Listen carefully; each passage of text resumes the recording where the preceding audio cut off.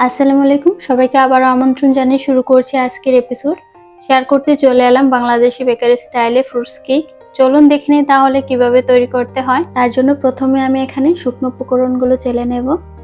দিচ্ছি 1 কাপ থেকে একটু বেশি ময়দা, 1 চা চামচ বেকিং পাউডার, 1/3 কাপ কর্নফ্লাওয়ার, 1 চিমটি লবণ, 1/3 কাপ গুঁড়ো দুধ।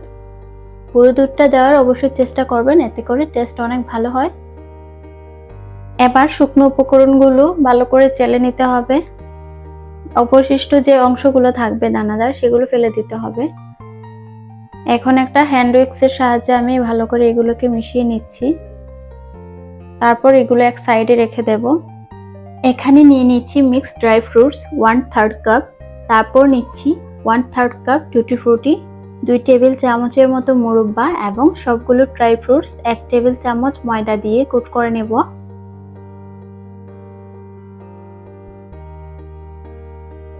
ময়দাটা ভালো করে ড্রাই ফ্রুটসের গায়ে কোট করে নিতে হবে।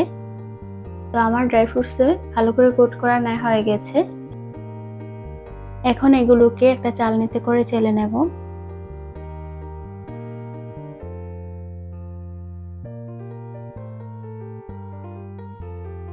নিয়ে নিচ্ছি নরমাল তাপমাত্রায় থাকা 3টি ডিম। ডিমগুলো ফ্রিজে থাকলে কেক তৈরির কমপক্ষে 1 থেকে 1.5 ঘন্টা আগে বের করে নরমাল করে তারপর ব্যবহার করবেন।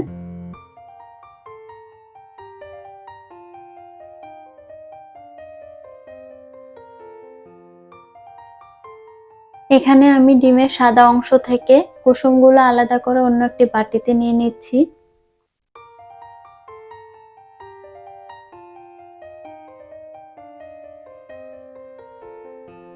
এখন একটি ইলেকট্রিক বিটারের সাহায্যে আমি বিট করে নিচ্ছি।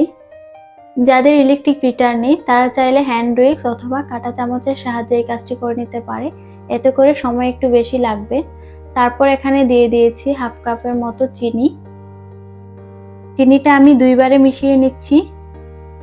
যে কোনো কেক তৈরিতে অবশ্যই চিনির দানাটা সম্পূর্ণভাবে গলে যাওয়া পর্যন্ত বিট করে নিতে হবে। এখন ডিমের যে কুসুমগুলো আলাদা করে রেখেছিলাম সেগুলো দিয়ে ভালো করে বিট করে নিচ্ছি।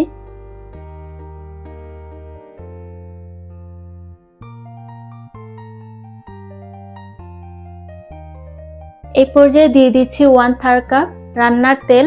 এখানে চাইলে আপনারা বাটারও গলিয়ে দিতে পারেন।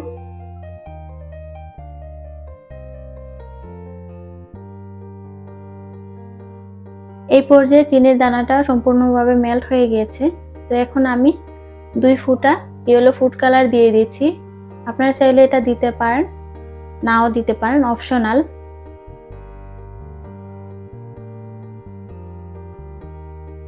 দিচ্ছি এখানে 1 চা চামচ ভ্যানিলা এসেন্স ফ্লেভারের জন্য। সবকিছু মিশানো হয়ে গেলে এখন এই পর্যায়ে আমি যে শুকনো উপকরণগুলো আগে থেকে চেলে রেখেছিলাম সেগুলো অল্প অল্প করে মিশিয়ে নেব।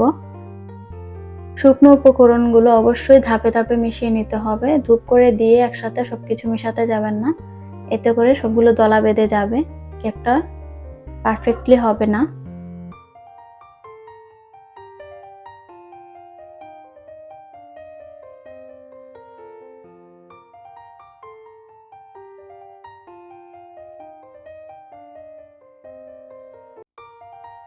তো এইভাবে ফোল্ড করে করে মিশিয়ে নিতে হবে একটা স্প্যাচুলা দিয়ে।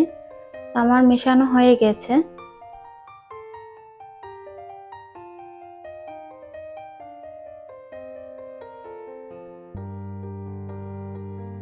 এখন দিয়ে দিচ্ছি আগে থেকে যে ড্রাই ফ্রুটস গুলো রেডি করে রেখেছিলাম সেগুলো দিয়ে স্প্যাচুলা দিয়ে ভালো করে মিশিয়ে নেব। অতিরিক্ত মেশানো যাবে না, এর ফলে কিন্তু ড্রাই ফ্রুটস গুলো নিচে তলানিতে জমে যায়। সম্পূর্ণভাবে কেক ব্যাটার মেশানো হয়ে গেলে তারপরে একটা পাউন্ড কেক মোল্ড নিয়ে নিয়েছি।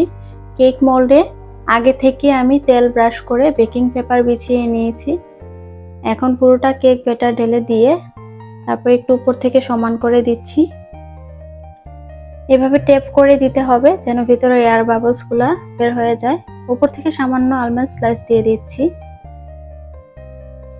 তো আমি কেকটাকে চুলায় বেক করব, তাই আগে থেকে 10 মিনিটের জন্য হাঁড়িটাকে গরম করে নিয়েছি। এখন দিয়ে দিচ্ছি, দিয়ে আমি 30 থেকে 35 মিনিটের মতো লো হিটে কেকটাকে বেক করে নিয়েছি। এই পর্যায়ে আমি একটা টুথপিক দিয়ে একটু চেক করে নিচ্ছি। টুথপিকটা সম্পূর্ণ ক্লিন বের হয়েছে, এর মানে কেকটা হয়ে গেছে। কেকটাকে আমি এখন চুলা থেকে নামিয়ে নিয়েছি। এখন একটা চাকুর সাহায্যে সাইড থেকে একটু প্রেস করে দিলেই কেকটাকে মোল্ড আউট করতে সুবিধা হবে। কেকটাকে আমি মোল্ড আউট করে নিয়েছি। এখন বেকিং পেপারগুলো তুলে নিচ্ছি। এই অবস্থায় কেকটা অনেক গরম, তাই আমি একটা র্যাপিং পেপার দিয়ে এটাকে কভার করে নিচ্ছি। সম্পূর্ণভাবে ঠান্ডা হয়ে যাওয়া পর্যন্ত অপেক্ষা করছি। কেকটি সম্পূর্ণভাবে ঠান্ডা হয়ে গেছে। এখন এটাকে কেটে দেখাচ্ছি। কেটে নিচ্ছি, আর কাটা দেখে নিশ্চয়ই বুঝতে পারছেন কেকটা ভেতর থেকে কতটা সফট হয়েছে। তো আমি একটা কেক স্লাইস নিয়ে একটু কাছ থেকে দেখিয়ে দিচ্ছি। কেকের চারপাশ থেকে যেমন সুন্দর একটা গোল্ডেন ব্রাউন কালার আসছে, তেমনি কেকের ভেতরটা খুবই সফট এবং স্পঞ্জি হয়েছে।